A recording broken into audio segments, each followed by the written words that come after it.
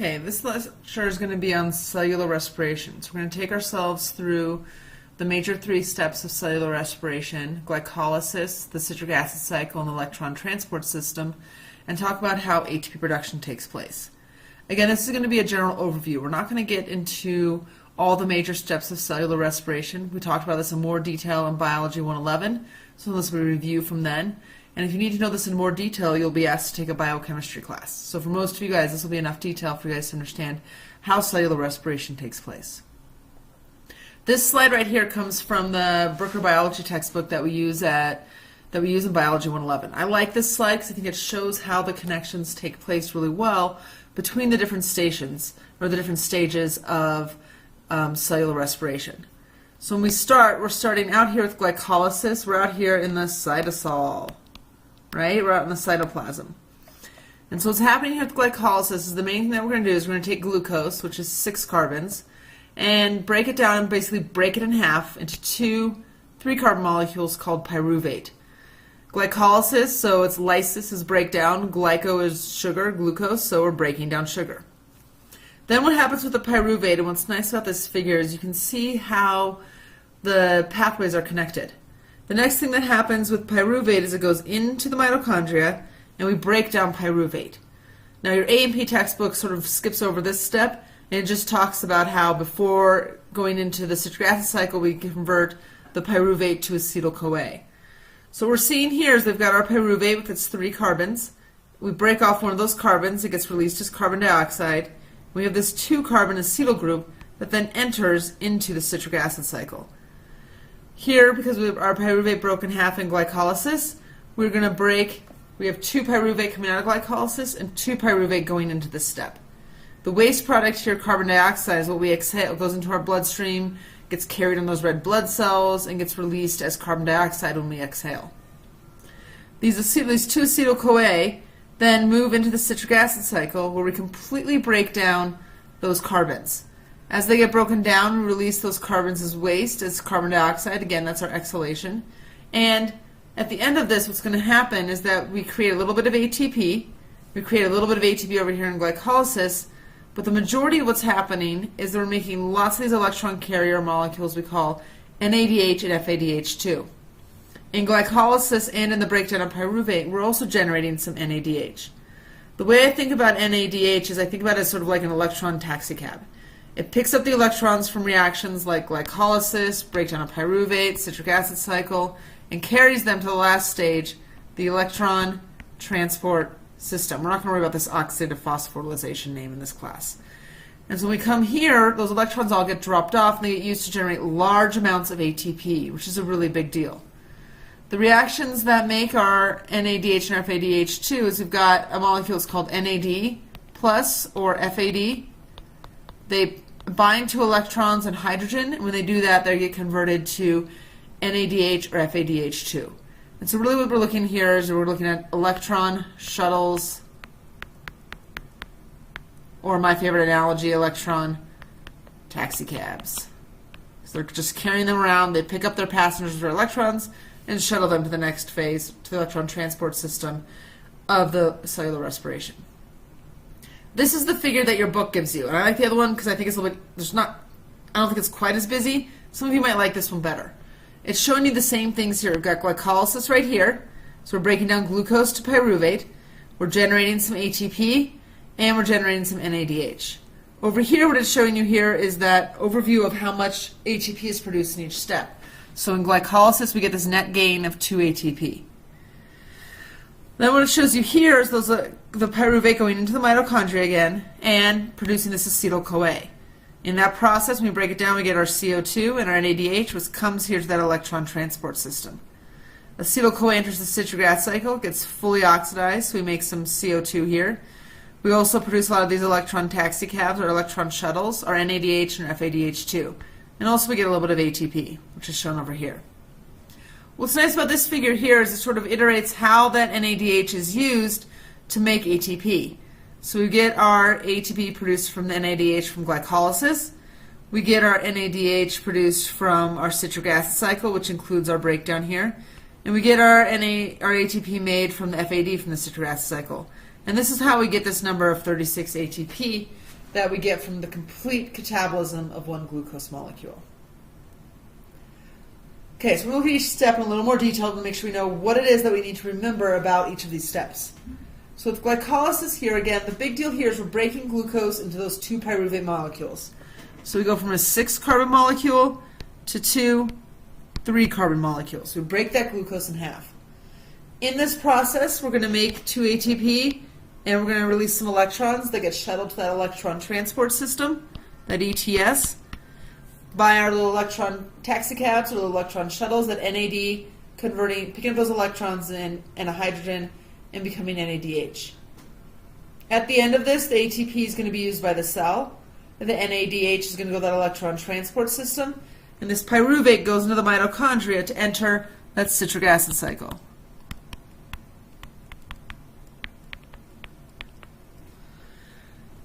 NADH again is bringing those electrons to the electron transport system. The other big deal about glycolysis is it happens in the cytosol. This is important because this means that all cells can do this. If you guys remember back when we talked about our red blood cells, we talked about how they don't have any of their organelles. So they have no mitochondria.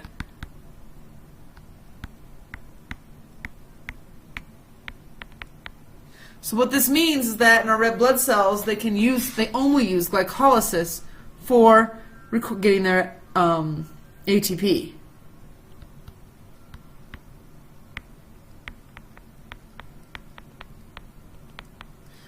This also means that glycolysis does not require oxygen. We're not going to see oxygen as a requirement until we start talking about this electron transport system, and that's where we're going to have this requirement of oxygen. This right here is an overview from your book about how this takes place in glycolysis. Again, we start with our 6-carbon glucose. And we're going to break that glucose down. What happens in glycolysis is that we start with using some ATP to basically trap in the glucose.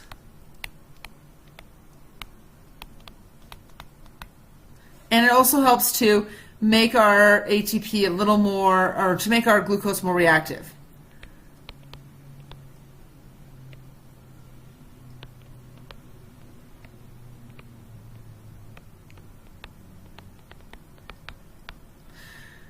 Once this happens, we then split that glucose in half into 2 molecules. One's called our G3P, our glyceraldehyde 3-phosphate, and the other one is what's called DHAP, our dihydroxyacetone phosphate. Now, you don't need to memorize the names of these two for this class, but it's useful to keep track of these. When we talk about lipid synthesis, we're going to talk about this DHAP a little bit later because it's involved in helping to make the glycerol backbone to make our lipids. Then we see here our glucose goes through a series of chemical reactions, changing its structure, and we produce some ATP, and at the end we get our 2-pyruvate.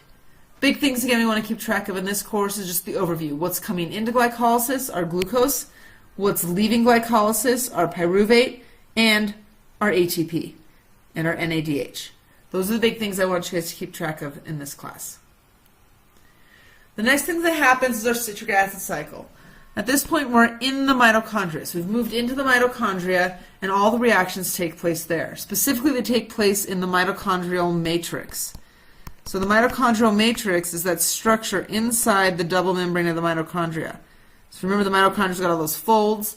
Here in the center, this is the mitochondrial matrix. This is going to begin with that acetyl-CoA. And so before we get to the citric acid cycle, that pyruvate, that 3-carbon molecule, gets broken down to make our acetyl-CoA, which is 2 carbons. Here we're going to release a carbon as carbon dioxide, and we're also going to make some NADH. We saw that in both of our overview slides. This acetyl group, which is 2 carbons, attaches to a 4-carbon molecule called oxaloacetate. This molecule becomes important if you study biochemistry because it's involved in a lot of reactions. In this class, we're not going to worry about remembering the term oxaloacetate. In the end, though, we do produce citrate, and this is why it's called the citric acid cycle, because we produce citric acid as one of the first steps in the cycle.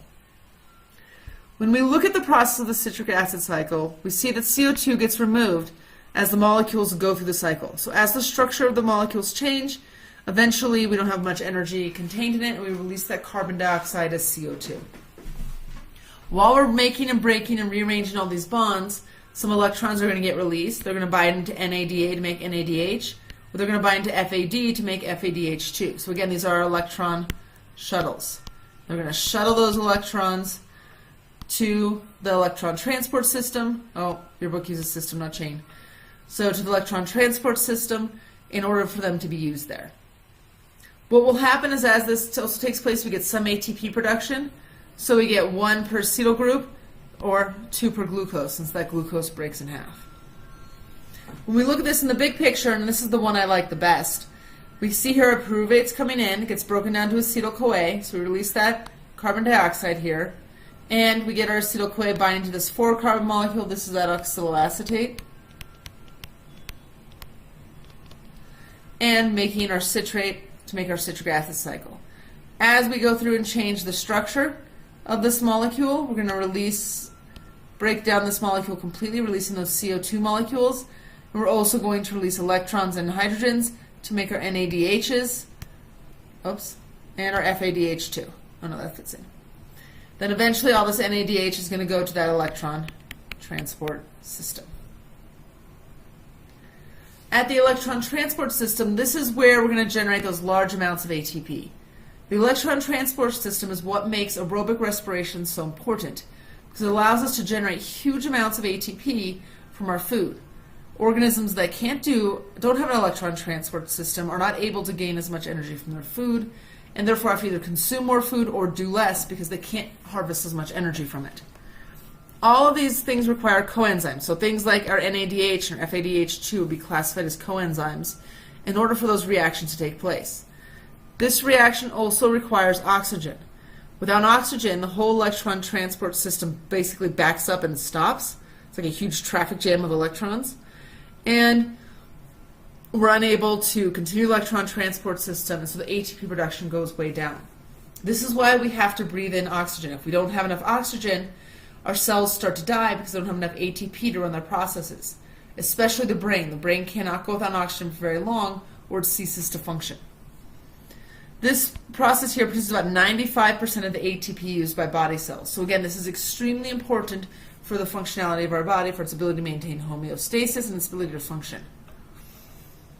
When we look at the electron transport system, it's made up of a series of molecules that are called cytochromes. They're called cytochromes because they have a portion of it that's a pigment, so it's chromatic, it makes a color. And they also are made of either copper or iron in the middle of these pigment molecules that allow them to bind and release the electrons. What happens with these cytochromes is they sequentially, so in order, pass the electrons to the next cytochrome protein.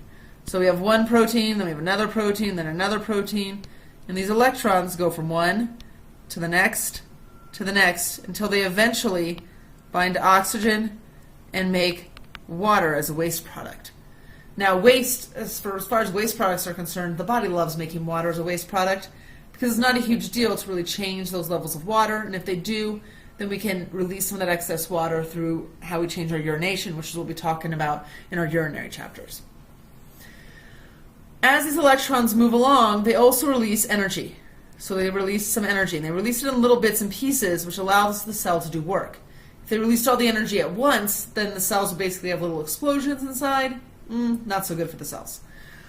So instead what happens is they release little bits of energy, and this energy moves hydrogen ions into this intramembrane space.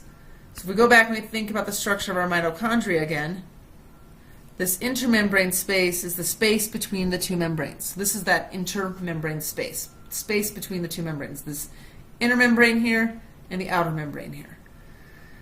This space gets a lot of hydrogen ions. The hydrogen ions are then allowed to diffuse back down their concentration gradient, so they move back into the matrix. And in the process, they can only go through a molecule called ATP synthase. And so this process of moving those hydrogen ions down their concentration gradient allows them to generate lots and lots of ATP. So if we look at this from the figure in your textbook, we can see this. All these purple proteins right here, this is or sort of pinkish proteins, I don't know what color that is really, that's our electron transport system. These electrons come in, this red line shows it, and they move through these electron molecules, through these cytochromes, to eventually bind to oxygen to make water. So we have our electrons moving. They move sequentially, giving off little bits of energy. These little bits of energy are then used to move our hydrogen ions into this intermembrane space. The movement of these hydrogen ions then creates where we have a high concentration of hydrogen ions in this intermembrane space. The only way the hydrogen ions can move down their concentration gradient is then through the ATP synthase, and so we make lots of ATP here, which is the big deal about what's taking place in our electron transport system. Okay, where are we? Okay, make sure I'm on track, saying the right things. Okay, so when we're looking at this, this is another really good overview slide. So I like this one, and I like the one from your Biology 111 textbook the most. Whenever you're studying these things, pick figures that work for you. I often recommend to students when they're studying these things is to redraw the figures and make sure you can explain them in your own words, because then you know that you've got it in your native one. Because if you can do that, then you can make sure you understand the process. Again, in this class, you want to focus on the big picture, and you want to focus on what comes in and out of each step of the process. We're not overly concerned with you knowing all the details of the processes in this course. Again, you'll do that in other classes as needed, if needed. So again, this one takes us through. We start with our glucose. It's got to come into the cell. We've got our transporter here. A lot of them are regulated by insulin, and so insulin will allow the glucose to come into the cells.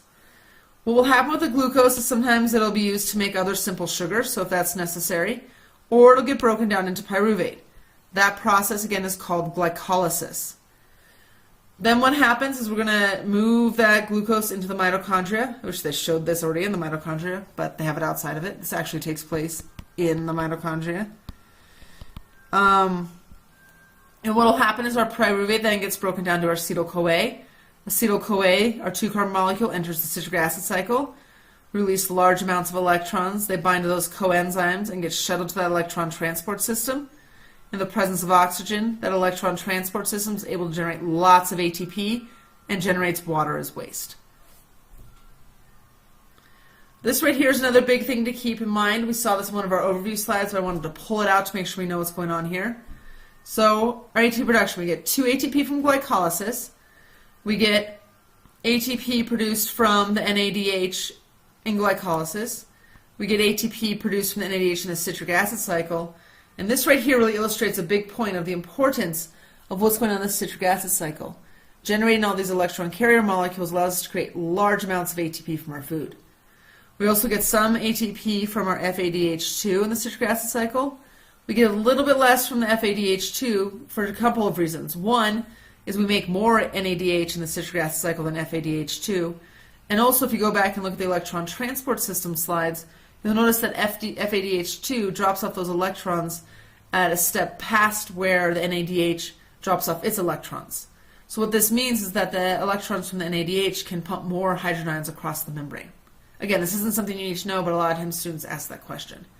We also generate some ATP in our citric acid cycle, and so we get about 36 ATP total per glucose when it's fully oxidized.